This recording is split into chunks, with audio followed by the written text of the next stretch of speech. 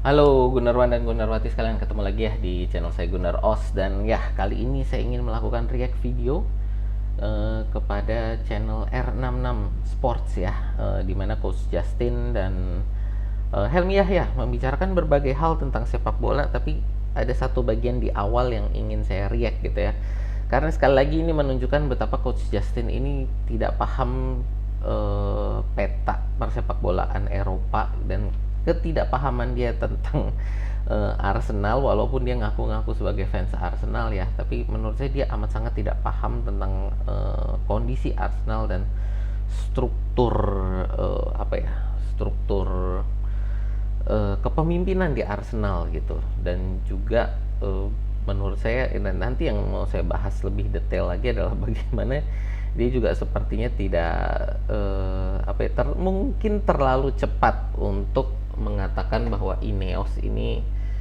ngerti tentang sepak bola gitu ya. Oke, tidak berlama-lama, channel saya sebelum kita masuk ya teman-teman ke pembahasan, channel saya ini adalah fans channel Arsenal. Jadi kalau teman-teman suka dengan konten-konten Arsenal semacam ini, atau suka dengan konten-konten sepak bola semacam ini, boleh yuk di like, share, dan subscribe.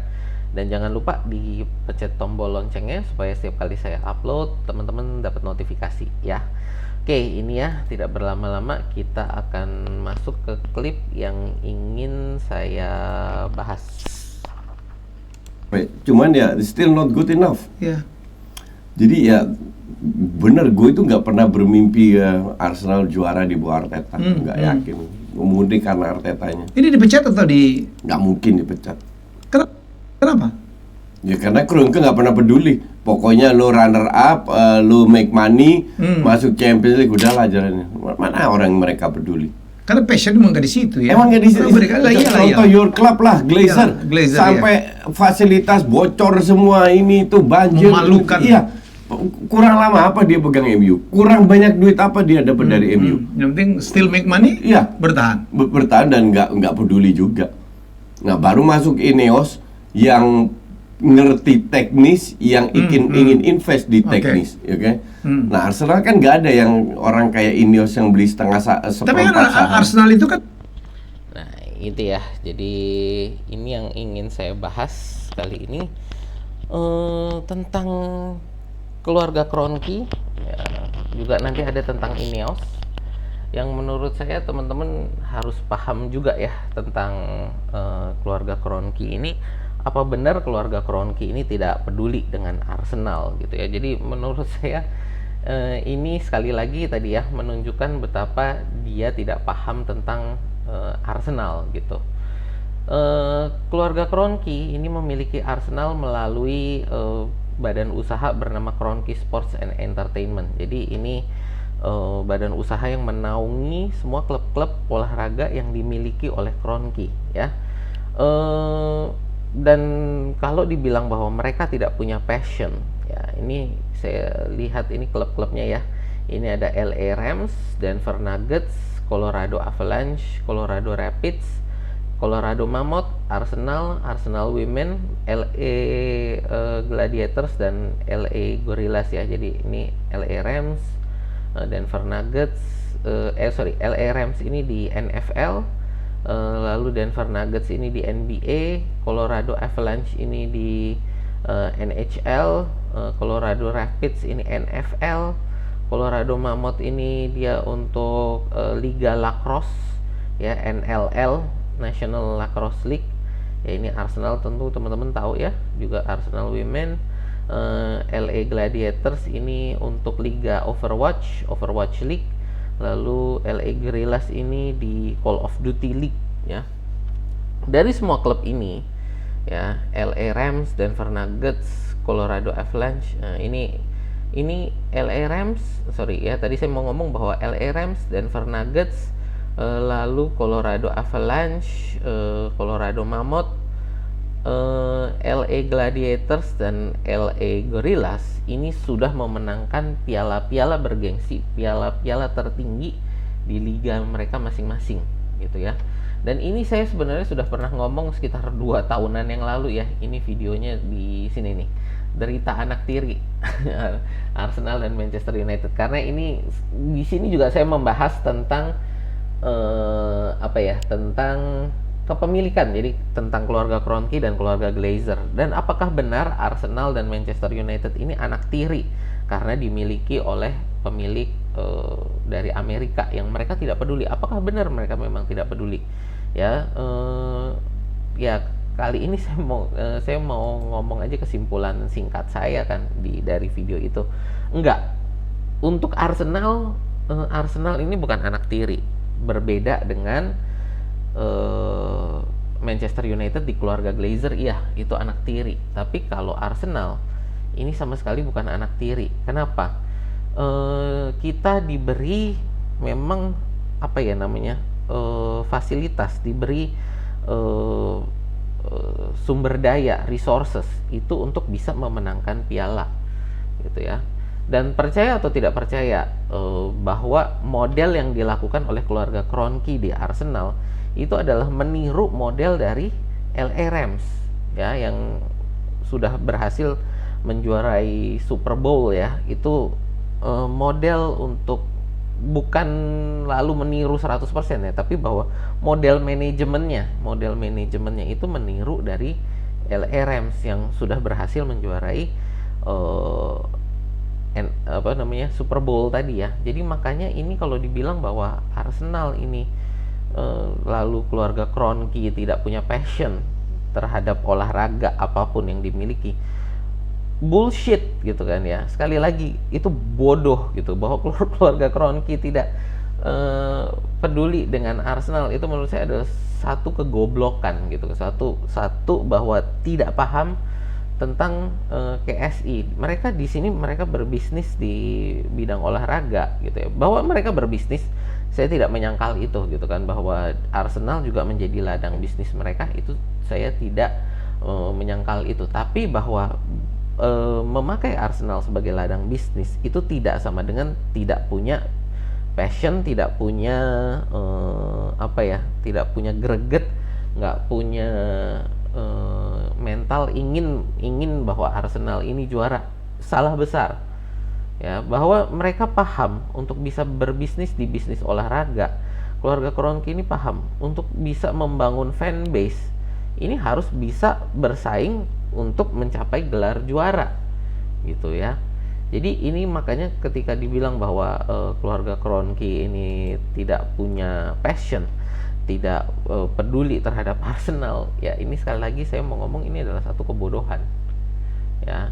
Dan di berikutnya yang saya mau ngomong ini adalah tentang tadi kan, tidak punya seperti Ineos gitu yang ingin membangun sepak bolanya, sisi teknis dari sepak bola dari tim Arsenal gitu ya. Nah ini ketika dibilang Ineos ini juga lalu ingin berinvestasi terhadap sisi teknis dari Manchester United dan Arsenal tidak punya seperti itu. Tadi kan saya bilang keseluruhan KSI itu sudah seperti Ineos ini. Jadi keseluruhan dari KSI ini sudah seperti Ineos. Dan ketika dibilang tadi bahwa Arsenal tidak punya seperti Ineos, ini kita harus lihat juga ini berita terbaru ya. Ini tadi yang dibilang bahwa Ineos ini ya yang dipuja tadi oleh Coach Justin lebih bagus dibandingkan dengan KSI di Arsenal gitu ya. Ya ini juga saya tidak menyalahkan Coach Justin. Kenapa? Karena ini berita baru banget keluar gitu ya. Jadi Coach Justin mungkin tidak tahu hal ini waktu mereka lagi sedang merekam video tadi ya, bahwa ini berita benar-benar baru kemarin malam. Jadi tanggal 22 malam ya, ini waktu Indonesia Barat berita ini baru keluar bahwa Manchester United ini beresiko kena penyelidikan tapping up gitu kan. Dan ini karena ya orang-orang rekrutannya Ineos gitu ya.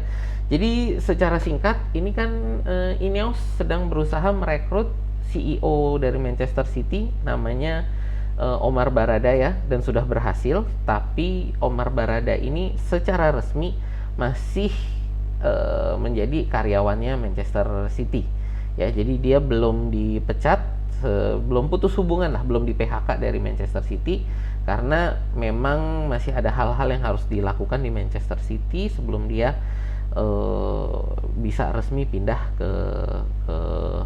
ke Manchester United. Lalu siapa namanya, Omar Barada ini ingin merekrut Dan Ashworth dari Newcastle sebagai sporting director untuk Manchester United nanti gitu ya. Nah, problemnya adalah Dan Ashworth ini mencoba merekrut Omar Barada ini mencoba merekrut Dan Ashworth itu ketika dia masih menjadi karyawan Manchester City. Dan Dan Ashworth ini ketika diajak untuk direkrut itu belum ada pembicaraan, belum ada negosiasi yang disetujui antara Manchester United dan Newcastle. Ya, inilah definisi dari tapping up ya. Jadi tapping up ini artinya adalah mencoba merekrut karyawan dari badan usaha lain sebelum ada negosiasi yang beres antara badan usahanya ini sendiri gitu ya.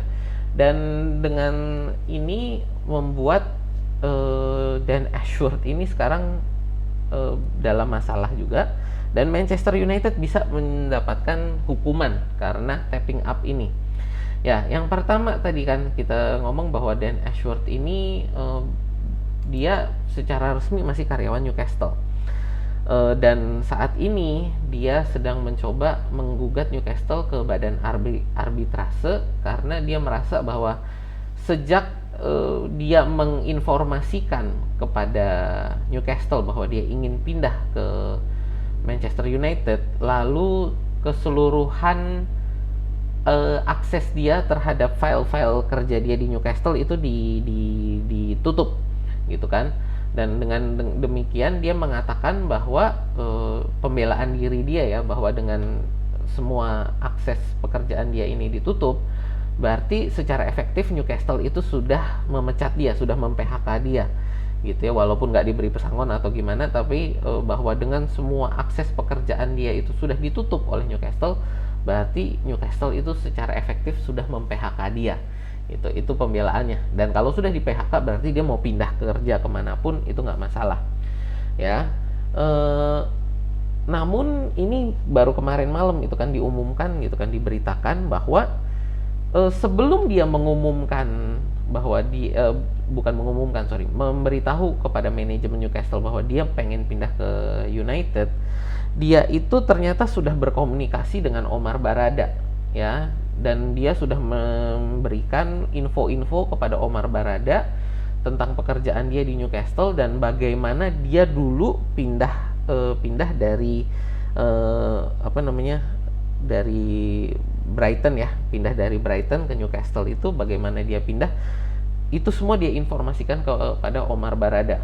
Nah, ini menjadi satu masalah. Kenapa? Karena status kepindahan dia dari Brighton ke Newcastle itu sebenarnya adalah sesuatu yang rahasia. Jadi ada NDA-nya ya, non-disclosure agreement, antara dia, Newcastle, dan Brighton. Jadi dengan dia menginformasikan ini kepada Omar Barada, dia melanggar NDA ini, melanggar non-disclosure agreement ini.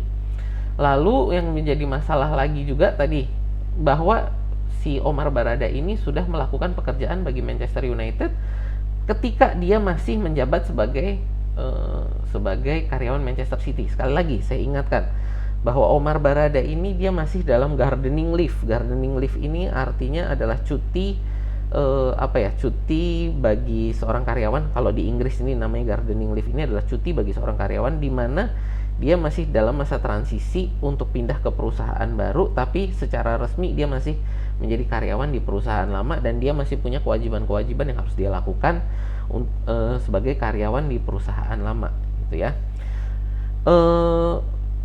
Dan ini membuat Manchester United ini bisa bermasalah dengan Manchester City. Satu. Yang kedua, ini sudah pasti membuat Manchester United bermasalah dengan Newcastle. Ya, masalah dengan Newcastle ini ya tadi karena Dan Ashworth ini ketahuan ya berbicara dengan Omar Barada sebelum dia menginformasikan bahwa dia ingin pindah. Jadi bagaimana bisa ketahuan? Karena si Dan Ashworth ini dengan gobloknya membalas emailnya Omar Barada ini, kasih CC ke Newcastle gitu ya. Jadi dengan gobloknya dia membalas emailnya Omar Barada ini ada CC-nya ke Newcastle gitu, sehingga ini ketahuan lah oleh Newcastle bahwa dia sebelum menginformasikan ke Newcastle bahwa dia ingin pindah ke Manchester United, ternyata dia sudah berkomunikasi dengan perwakilan Manchester United, dan saat itu adalah Omar Barada yang ternyata notabene masih karyawan Manchester City. Dan ini bisa membuka Manchester United itu kena sanksi namanya tapping up ya. Kita tahu bahwa Manchester United ini ingin, kalau mungkin saya lebih tepatnya saya ngomong Ineos ya, ingin mendapatkan Dan Ashworth ini dengan nilai sekitar 1,5 juta pound sterling, membayar kompensasinya ke Newcastle ini cuma pengen sekitar 1,5 juta pound sterling. Padahal dulu Newcastle mengambil Omar Barada ini sekitar 4 juta pound sterling dari Brighton. Dan saat ini Newcastle itu ingin, dari berita yang ada ya, itu katanya ingin 15 juta pound sterling plus 5 juta itu dalam bentuk add-on gitu ya. Dan ini belum disetujui.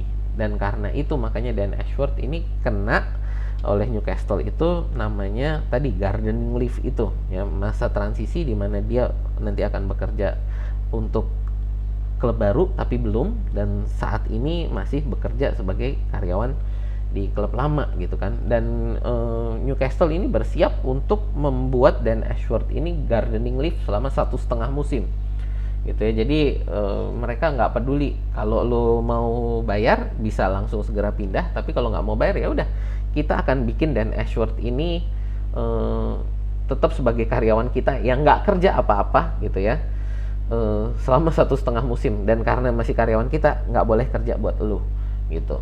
Nah ini yang menjadi masalah. Dan kalau kenapa kok Manchester United ini ingin seperti itu? Karena budgetnya Manchester United sendiri ini memang sangat mepet gitu ya. Untuk musim transfer besok ini Manchester United ini budgetnya sangat mepet, sehingga mereka harus menghemat di mana mereka bisa. Dan untuk perekrutan Dan Ashworth ini mereka ingin juga berhemat sebisa mungkin tadi kan 1,5 juta pound sterling ya gitu ya. Nggak mau lah Newcastle rugi, mereka ngambil Dan Ashworth 4 juta kok cuma dibayar 1,5 gitu ya. Dan mereka mau minta tadi 15 gitu. Nah ini yang makanya saya bilang tadi kan bahwa Ineos ini ngerti masalah teknis, ini membuat masalah bagi Manchester United justru rekrutannya ya. Belum jadi karyawan Manchester United, 2 orang ini sudah bikin masalah bagi Manchester United ya. Dimana tadi sekali lagi si Omar Barada masih karyawan Manchester City, seharusnya dia tidak boleh melakukan pekerjaan bagi Manchester United. Dan juga sama dengan Dan Ashworth yang dia melanggar NDA Newcastle dan Brighton, dan sudah menginformasikan tentang masalah pekerjaan dia selama dia di Newcastle kepada perwakilan Manchester United tanpa sepengetahuan Newcastle gitu ya. Jadi kalau sampai ini dinyatakan bahwa Manchester United ini kalau sampai lalu dilakukan penyelidikan dari EPL kepada Manchester United dan ternyata dinyatakan bahwa Manchester United bersalah untuk masalah tapping up, dendanya ini harus bayar satu ke Newcastle dan juga ke Manchester City loh. Dan tadinya mau hemat, mungkin justru bisa boncos di masalah ini aja gitu ya. Dan lebih jauh dari masalah denda menurut saya ya, ini adalah masalah reputasi. Dengan masalah ini kedepannya ketika mereka mau merekrut pemain ya, Masalah Manchester United kalau yang kemarin-kemarin kan, ketika mereka mau merekrut pemain itu selalu harganya dinaikin, harganya menjadi nggak kira-kira gitu ya, sehingga lalu mereka selalu bayar overprice gitu. Tapi dengan kasus Omar Barada dan Dan Ashworth ini bisa jadi membuat Manchester United ini tidak dipercaya ya. Mungkin tidak akan ada klub-klub yang mau bernegosiasi lagi dengan Manchester United karena mereka merasa nanti pemain-pemain mereka di tapping apa juga, karena ini kelakuan dua orang ini ya yang akan menjadi kepala dari perekrutan Manchester United. Mereka belum apa-apa aja sudah tapping up gitu kan. Jadi ini yang akan menjadi masalah kedepannya bagi Manchester United adalah klub-klub mungkin tidak akan percaya terhadap mereka, tidak percaya bahwa Manchester United ini akan punya itikat baik dalam melakukan negosiasi transfer pemain gitu ya, sehingga mungkin juga akan tetap mereka dikenakan harga tinggi gitu ya, karena mereka merasa bahwa para petinggi Manchester United ini tidak bisa dipercaya dalam negosiasi ya. Ini kelakuannya Omar Barada dan Dan Ashworth aja seperti ini gitu kan. Jadi ya ini yang menjadi masalah berikutnya adalah masalah reputasi itu tadi ya. Jadi ya itulah teman-teman ya. Jadi untuk saya bahwa mengatakan bahwa Ineos dan keluarga Kroenke ini, bahwa keluarga Kroenke ini tidak punya passion seperti Ineos, menurut saya itu salah satu kebodohan tersendiri ya. Ketika KSI ini lalu memperbaharui manajemen Arsenal ya 2019, itu kita mau merekrut untuk bukan sporting director waktu itu, technical director ya. Jadi kita ingin merekrut technical director waktu itu sebenarnya adalah Mark Overmars. Jadi ketika Manchester United berusaha mengejar Erik ten Hag, Arsenal yang tahu bahwa di Ajax itu yang bagus itu bukan Erik ten Hag-nya, Mark Overmars-nya. Jadi saus rahasianya itu adalah Mark Overmars, bukan Erik ten Hag.